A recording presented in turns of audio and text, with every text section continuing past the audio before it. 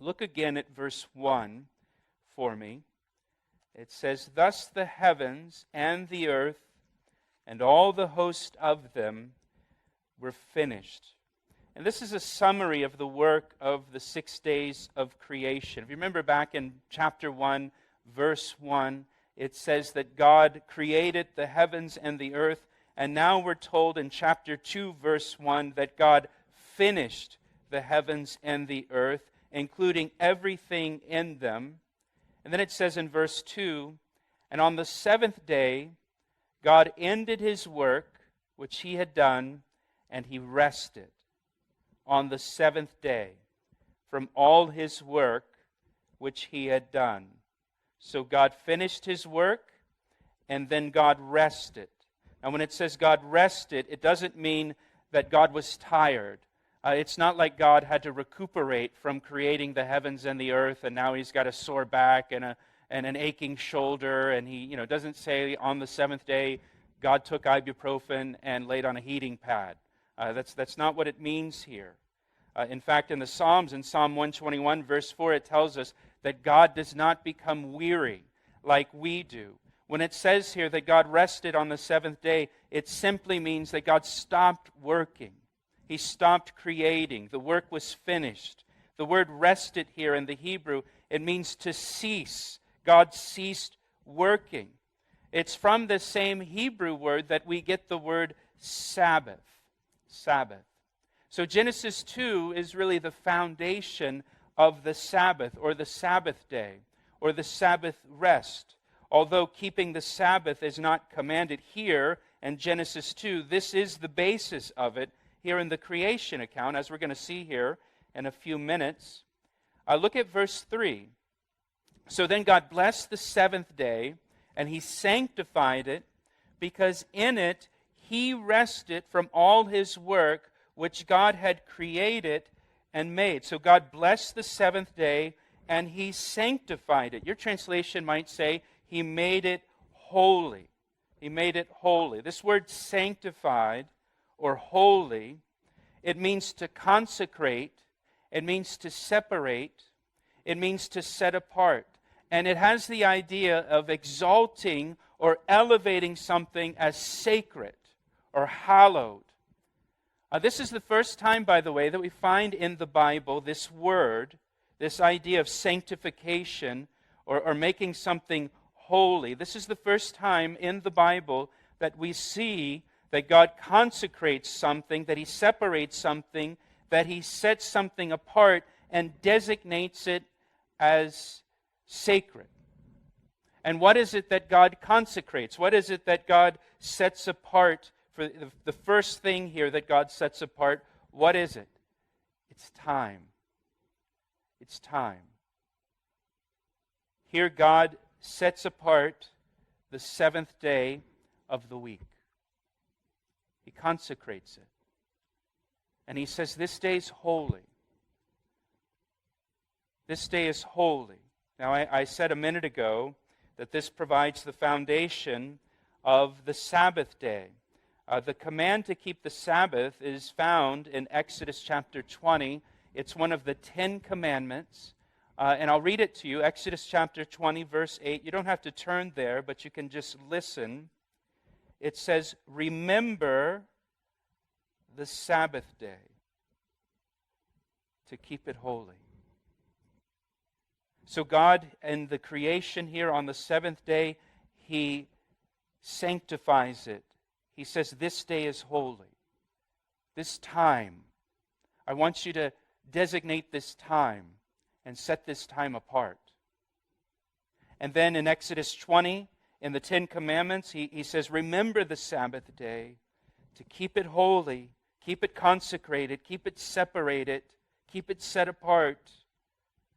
And then he explains, 6 days you shall labor and do all your work. But the seventh day is the Sabbath of the Lord your God. In other words, the seventh day is the Sabbath, and that belongs to the Lord your God.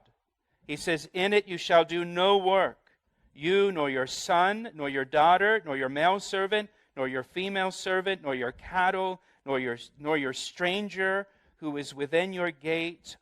For, here's why, because in 6 days the Lord made the heavens and the earth, the sea, and all that is in them, and rested the seventh day. Therefore, the Lord blessed the Sabbath day, and He hallowed it.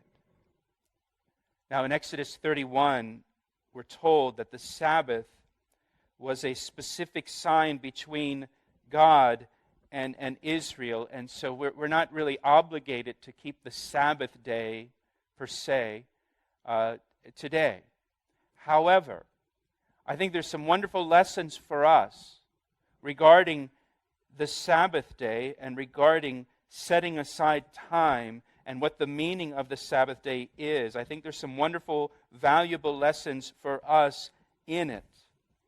The children of Israel, again, according to Exodus 20, they were commanded to work 6 days and then rest the seventh day, and they were to dedicate the seventh day to God. Once again, God says, I want you to consecrate this time. I want you to set this time aside for me. You can work 6 days, do all your work in the 6 days, but on the seventh day, this one day of the week, I don't want you doing any work. I don't want you busy.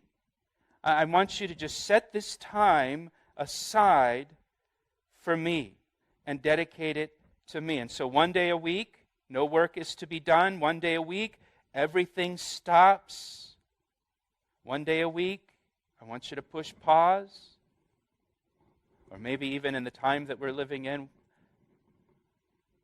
I want you to shut everything down. And so 1 day a week now, God says to the children of Israel, I want you to shut this time down. I want you to set this time aside. And I want you, and this is important, I want you on that 1 day, I want you to remember the God who created the heavens and the earth in 6 days and then rested on the seventh day. On the Sabbath that God established with the children of Israel, they were to reflect really on Genesis chapter 1 and the creation account and the God who created the heavens and the earth. Even still today, when Jewish people celebrate the Sabbath each week, they pray certain prayers, certain blessings, and in those blessings they refer to God as the Lord our God, ruler of the universe. Their mind goes back to the creation account. That's what God intends. He wants His people 1 day a week.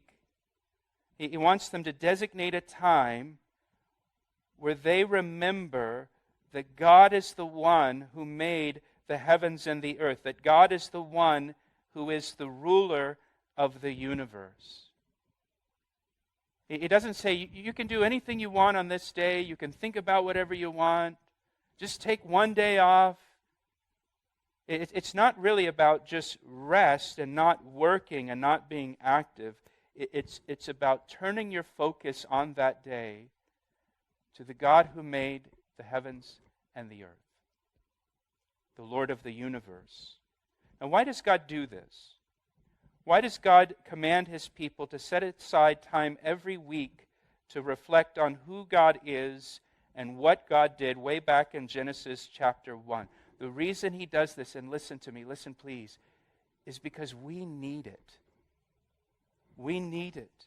We need this reminder. I would say we really need this reminder in our day. You know, in the New Testament, Jesus tells us the Sabbath was created for man, not man for the Sabbath. The Sabbath is for our benefit. Again, we're not under the law. We're not commanded to keep the Sabbath as followers and Christians and followers of Jesus Christ. But it does benefit us.